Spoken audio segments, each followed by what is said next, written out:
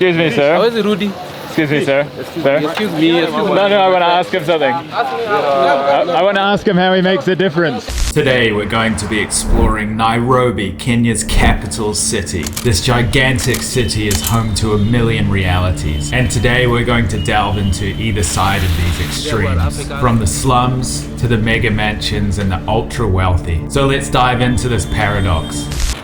Today we're going to go try and get a very broad view of the entire city. We're going to be seeing markets, the slums, we're going to be seeing the upper echelon of society and everything in between. We're going to be delving into things like corruption here, the good, the bad, the ugly. Let's head out into this sprawling, huge African city and see what it has to offer. Let's go.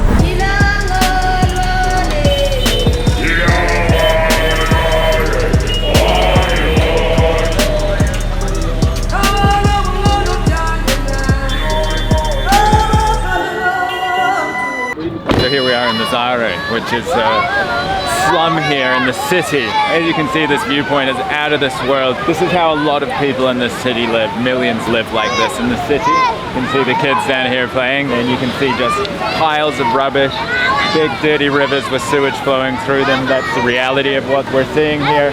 Clothes hanging, shacks for miles all around. This is the reality for millions of Kenyans here. And today we're going to see all kinds of realities of the capital city of Kenya, one of the most famous countries in Africa. Okay, so we're here with Amundi, and Amundi is a local man, and you live here in Mathare. I live here in Mathare. You grew up here? I grew up here Since you were a kid? since I'm a kid. What's it like growing up here? Is it a hard life? Because I can see some of the conditions look quite hard. We face a hard life, not for we're going just like that. Hard to get money and Yes, hard to get food. money.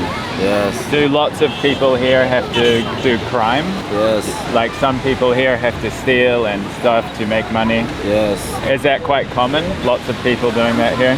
yes. How old are you? I'm 24 years. 24. Do you have a job? I clean cars here. Is that pay well? Not good. What do you see for your future? To my future, I want to see this place to be well. You want to see the neighborhood get better? Yes, Is it getting better or worse? it's just getting better. It's getting better. Yes. Okay, that's positive, right? Yes. Thank you very much for your time. I appreciate it, bro. Thank you. So I am traveling with a driver today, but we're going to be getting into some things about the government later, corruption and things. So I won't be showing him on camera. So just keep that in mind that you won't be seeing the driver, but he is going to be sharing some interesting things, let's say, about life here in Kenya and the government. He doesn't want to be on camera because he says that he could get disappeared.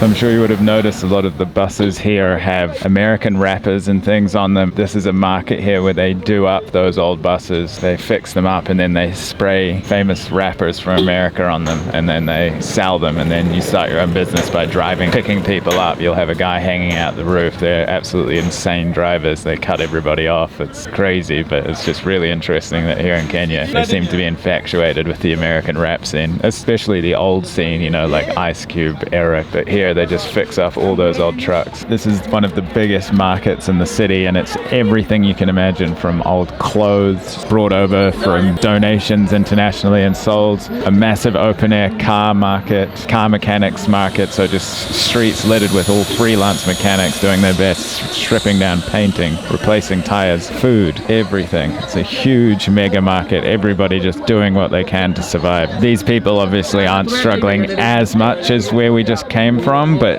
still an absolute hustle and struggle to get by. Guys standing on big stacks of clothes screaming. Hopefully somebody will hear and come and buy their product. An absolute dog-eat-dog world, free-for-all. What do you got? Yeah. Are you burning fish? Yes, I'm frying fish. This one goes for 400 without fried, but when fried is 600.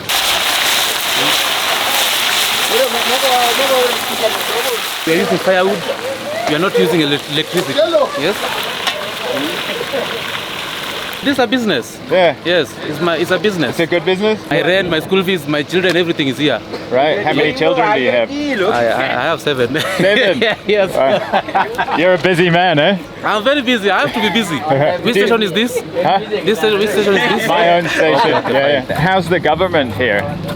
The government, we are with them here. We're just fighting normally. Do you think that the government's looking after you? Yes, they are after us. But do they care for you? Or are they a good government? I can say they care for us because they have given us the road. You see, they are trying to care for us. We are taking some business loans. Okay, so the government gives you loans? Yes. Oh, so they're really helping. That's great, right? Yeah, they're helping. Ruto is helping us. We are not saying that Ruto is helping us. Yes, and we are giving in second term. I left teaching for this. Oh, so you're a teacher? Yes, I'm a teacher by profession. What, English or? No, physics, maths. Physics? Yes. And so why did you stop teaching? No, it was during Corona, and things went how, and then I decided to come for a business. So the school shut down and you needed other work? Exactly. Yeah. What pays better, teaching or The cooking business food? is okay. Yeah. Because this one is daily. Yeah, and I'm doing some savings, so I think business is okay. Okay. Thank you very much, sir. Thank you. Appreciate God it. bless you. God bless you. So if you come here, ask for teacher. Teacher. In Kiswahili we call it mwalimu. Okay. Mwalimu. Right. Say mwalimu. Mwalimu. Mwalimu.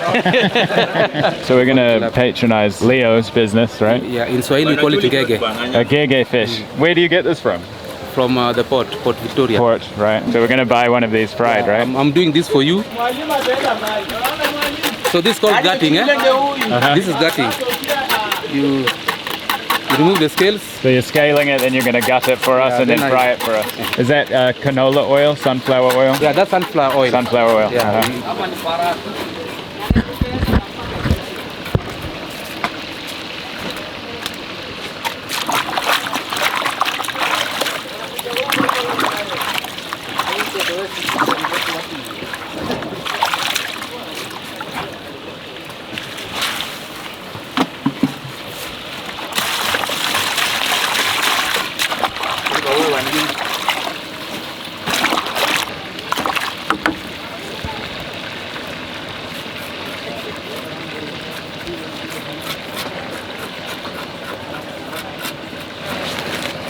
Salt? Do you take salt? Yeah, sure. Okay.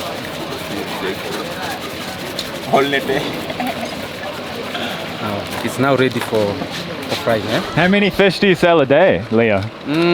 I sell like if it's a better day or a good day, I can sell like 150. 150 pieces of fish. And what's the profit on one piece?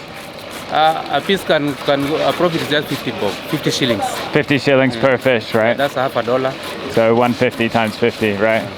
Not a bad business, pretty good. Not a bad business, eh? Yeah. But maybe difficult because you have to feed 7 children, no? Yeah, I'm trying. It's called hustling, eh? Hustler. Hustling. Like Rick Ross. Every day I'm hustling. Every day I'm Hustling. I have to do it for the living of the children, for the children's survival, rents and whatever. Leo actually reuses the used oil by putting it into these bottles over here, and then he sells it to people and they make soap out of it. So just the resourcefulness is very impressive. How much can you sell one of these bottles for? This a liter. Yeah. This is what is a liter. It goes for 300 shillings. 300 shillings? Yes. That's pretty good. Yeah. That's another business. Yeah. Do you see many foreigners around here? Yeah, they do come. Yeah? In fact, I do fry even fish that goes to Canada. Okay. They come here and I fry for them and they box them to Canada. Really? Yes. Canadians come here, buy We also fried have to buy- fish, yes. and then send it to Canada? Yes. Really? Yes. You must have a very special recipe, huh? Yeah. Yeah? I do it. Wow. Even last week I did one for Dubai. Dubai? Really? And so people come here, and how many fish would they buy if it's being sent to Canada? It depends with the customers that are there, because sometimes some people come for 200 pieces, 300 pieces. Seriously? Yeah. Wow. Even 400 pieces. In Canada and Dubai, we also have some Africans. We have hotels there, and Africans need African food. so they request for fish.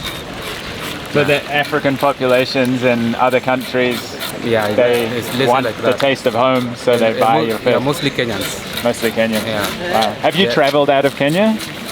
Yes, I have. I have been to Poland. Poland? Yes. What were you doing in Poland? Further studies. Further studies? University of Warsaw. You went to the University of Warsaw? Yes. Oh wow. Amazing. When was that? Huh? When were you there? 2014. 2014? Yes. And how long? For 2 years? Yeah, no, it was not for 2 years. Uh-huh. It was just for an exchange program. How long for? It took me around 1 year.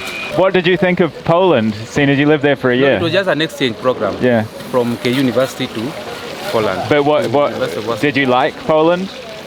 Yeah, I liked it. It was friendly. Yeah. Yeah. Were they People welcoming were to there. you? Yeah, they are welcoming. Yeah.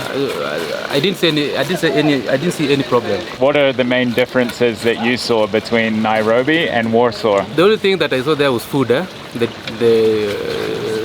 difference was just food. Because any other thing that human do everything was there.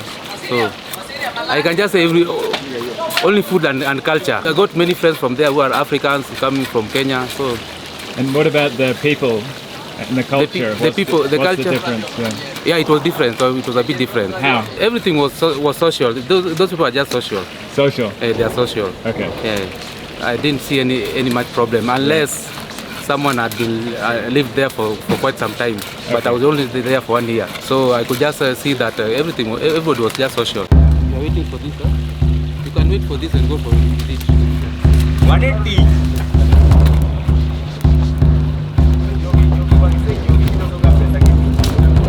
So I've been told one of the main struggles here in Nairobi, like you'll find all around Africa, it shouldn't really be too much of a surprise, is access to public bathrooms, restrooms.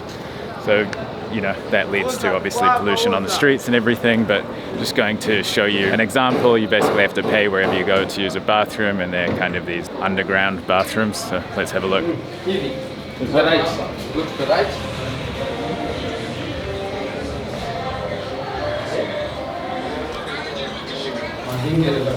Kuna light.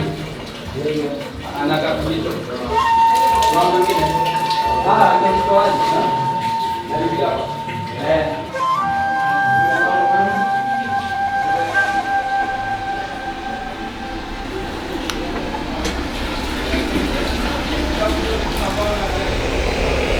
So that's 50 shillings to use the bathroom there. That's my fish in the middle there. So they'll just use any bits of wood that you can find, right? You'll just use any pieces of wood that you can find to burn. Yeah. That's our fish. Yeah, it's ready. Nice to meet you, Leo. Nice to meet Thanks you. for the fish. Thank you. All right, good luck. Cheers. I'm gonna eat this a bit later because it's like 7,000 degrees.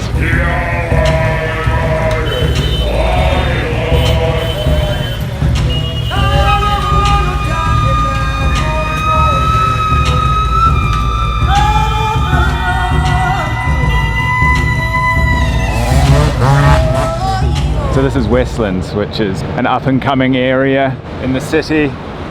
Really nice hotels and big shopping malls around here and things. While we're up here in this beautiful view, I just want to take a quick second and say thank you to Straight Arrow News for sponsoring this video. In a world where headlines are often driven by opinions, it's hard to find news that simply focuses on the facts. Straight Arrow News delivers news coverage that's balanced and unbiased, reporting designed to inform and not influence. Their goal is simple: provide clarity in a very complex world. On the Straight Arrow News app and website, you can explore how different perspectives cover the same story, helping you to see the big picture. You can choose concise updates or in-depth reports, follow topics that matter to you, and access trusty journalism anytime, anywhere. If you want to stay informed without the noise, you can visit straightarrownews.com/indigo, and it's completely free. I'll leave the link in the description. Get balanced coverage, clear facts, and news that you can trust all in one place. That's Straight Arrow News. Skip the drama, get the facts. So these are the kind of cars that you see here. This is just in a shopping mall car park in the center, but they're always maxed out. That's a Maybach Mercedes. I'll put the price of the screen, I'll double check. It's the most top range Mercedes that money can buy you. Maybach music. I mean, of course, these contrasts exist all over the world, but You know, when we were at the slum and people are sifting through trash, and then you've got this several $100,000 vehicle just chilling in a shopping mall. It's pretty profound. The Maybach is bananas, peel back. Most of the tall buildings you see on those sides are owned by Somalis. Some of them are produce of dirty money. You said like Somali pirates. Yeah, money stolen by pirates from the Indian Ocean. They just come to Kenya and they meet a local Somali. They register a company through him just for the name to appear that the house belongs to him, but basically the house is not his. It's dirty money. So nefarious activities around the world. Dirty money comes here and they make these apartment blocks and then rent them out as a way to launder the money. Is that right? That's what they do. What were you saying about the Somalis coming into Kenya? For the Somalis coming to Kenya, they use corruption ways, and when they come here, they are even able to buy the Kenyan identity. They are able to get the Kenyan passport, and so the reputation of the Kenyan passport is not well treated, because after they are caught doing illegal things wherever they go, they have the Kenyan passport. So they are considered Kenyans, which is not true. They are not Kenyans. Most of them are Somalis originaries. They have double IDs. They have Somali IDs and Kenyan IDs. The bottom line here is corruption. Corruption from the officials, immigration officials. At a fee, if you are interested, you can get a Kenyan ID very fast. Obviously, Somalia is, constantly at war, has been for many years, and the situation's very unstable there. Many terrorist attacks, unrest. It's just not a safe place to be. The economy's in shambles. Obviously, Kenya has its issues, but Kenya is one of the most successful countries in Africa. It's a desired place to come for many people around the continent. In Kenya, we have a law that says you cannot deposit anything above 1 million shillings without giving an explanation as how you got the money. But the Somalis are smart. They always carrying cash in big bags. Anything they do, they always avoid the bank transactions. Although we have some banks that do work with them, transferring those funds, and that is how they succeed. I've just met a bunch of university students here on the street. Can you guys tell me what it's like for you guys living in Nairobi? Do you like it here? Yeah? Actually, we've been encountering much problems about the strike of the lecturers. Oh, there's a strike at the moment. There's a strike. For a couple of 1 month, we've never been attending classes. Oh, the lecturers are on strike? Yeah, the lecturers are on strike. Because they're not getting paid enough? Yeah. Oh, really? They are requiring 7.9 billion as the deficit that they have never been paid. Apart from the strike, how is the life for normal Kenyan people? Is it a hard life, or it depends where you come from? Yeah, Okay, it depends on your... I guess I will say it depends from the background you come from.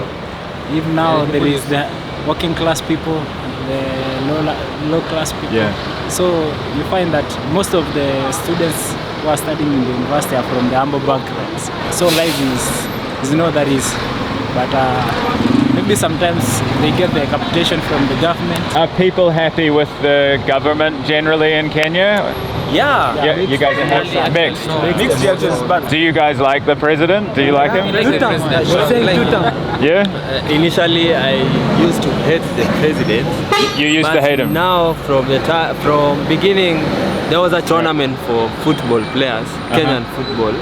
It happened a few months ago, and the president promised 1 million for each player for a win. Okay. And from that time, there's a dramatic turnaround. The president is winning the trust of Kenyans. Okay. So Kenya, you think, is going in a positive direction? of course. That's great, right? Because many countries I've been to in Africa, it seems to be going backwards, but Kenya seems to be going forwards. Is it safe here? Yeah, Kenya is a very safe country. Because I remember a few years ago there was some really bad terrorist attacks, right? Like in the shopping mall and the university, remember? September 21st, 2013 started out as a normal Saturday in Kenya's capital, Nairobi. The upmarket Westgate shopping mall is bustling with shoppers. Then, silver Mitsubishi saloon car pulls up at the main entrance. Out jump 4 men, faces covered, assault rifles at the ready, ammunition bags slung over their shoulders. 3 grenades are thrown. 1 hits a coffee shop, 2 hit a security booth outside the parking lot. It's the beginning of a terrifying ordeal. 2 of them are seen shooting indiscriminately at 3 ground floor restaurants. Meanwhile, on the rooftop, a large group of children are participating in a cooking competition. 2 men approach and open fire, killing and maiming those gathered there. It's confirmed as a terror attack when Somali-based militant group Al-Shabaab claim responsibility. 4 hours later, the Kenya military take over. The militants are seen praying and relaxing in a storage room. 78 hours later, the then President Uhuru Kenyatta announces the siege over and confirms 67 people died in the attack.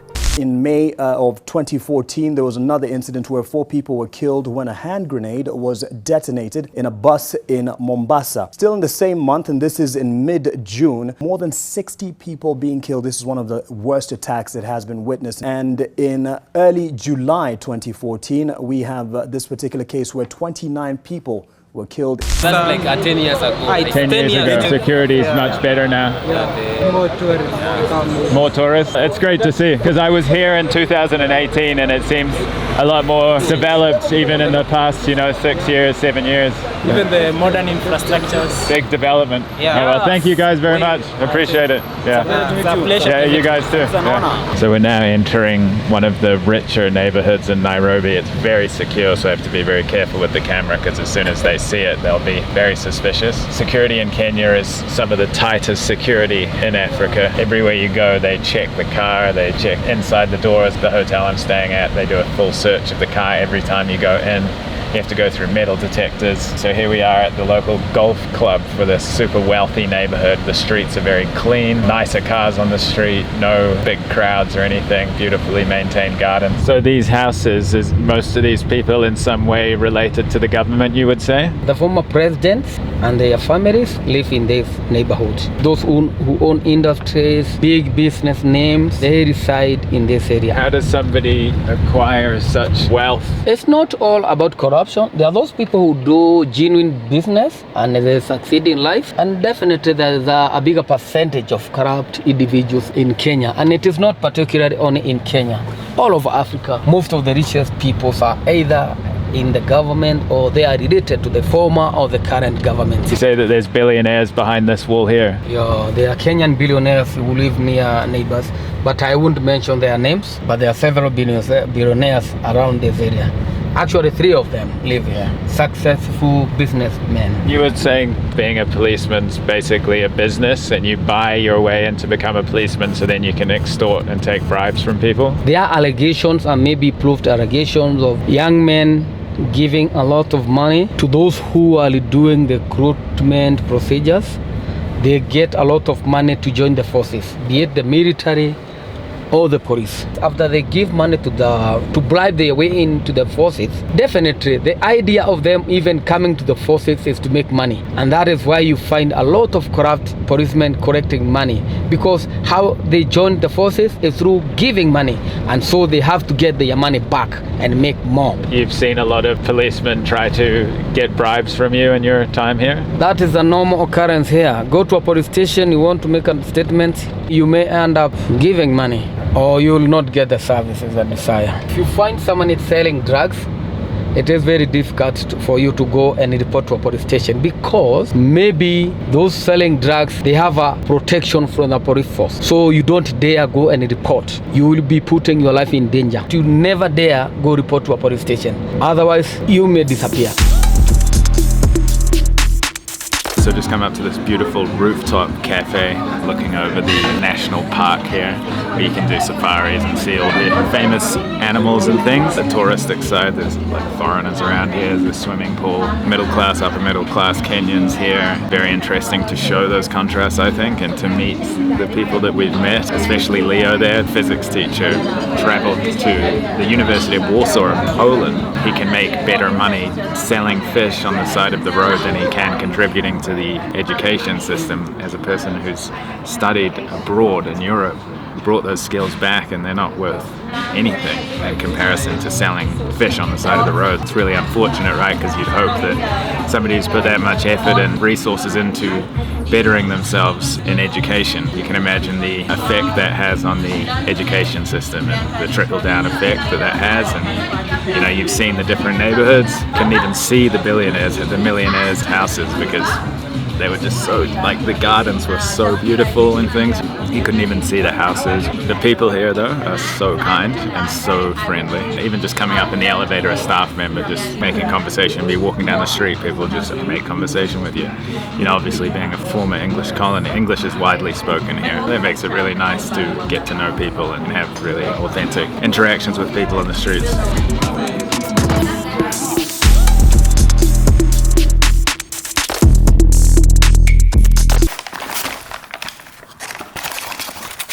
There it is. Okay, so I just unraveled Leo's fish, so we got to do a taste test.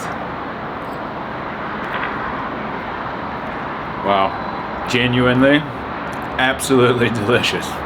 No wonder the Canadians are importing that stuff. Physics teacher and an amazing chef Leo is, and an all-round great guy. So where I'm staying is called Westlands. It's quite a nice area. It's not super busy, it's quite quiet. The streets are clean. You could see Leo there. He seemed happy with the government, and he said that he got a loan for his business and things. And then my driver, which obviously I couldn't show, he was quite paranoid about being on camera. He was even thinking that they were going to be able to trace him through my phone and things. Some people aren't like that, and some people like the government, as you saw with Leo, and other people really don't. Any Kenyans watching this video, is there freedom of speech here or is there not? Feel free to let me know your thoughts of life here and everything. I would love to hear from you in the comments section. So I hope that video gave you a broad spectrum taste of lots of different areas of Nairobi. There's also, you know, there's the middle class apartments and everything in between. I really like Kenya. It's my second time here. I was here in 2018. The people are so great. They're so friendly and just charismatic. I recommend visiting Kenya if you haven't already. Lots to do here, obviously. You got the safaris. I'll see you in the next video. Thank you very much for watching, and in case I don't see you, good afternoon, good evening, and good night.